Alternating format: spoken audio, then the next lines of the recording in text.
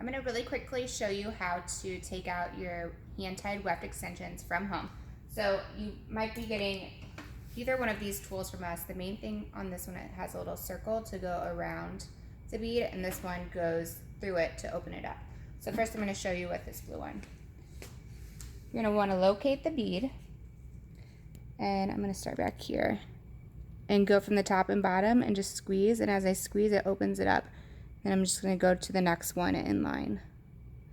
So on this weft, I can flip it up and see the beads and get to it that way. On invisible bead method, you're not going to be able to see these beads. We're going to have to remove the string first and then do it. I'm going to show you how to remove the string.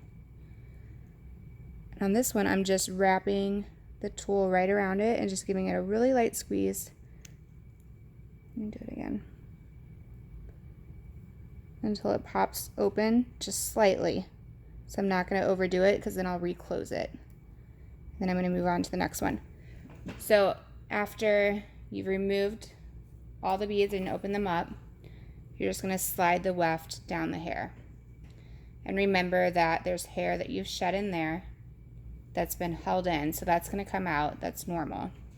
And I'm just going to start pulling the hair away from the weft where each bead was. And then if anything is stuck, that bead's still in there, so you're going to have to go back and find one that wasn't opened up. To remove the thread, you would do this first before you move the beads on the invisible bead method. You're going to want to use little scissors or a seam ripper and just lightly go along the top of the weft and find the string and pull it up and cut it. And you don't have to do it all the way across, but most of them.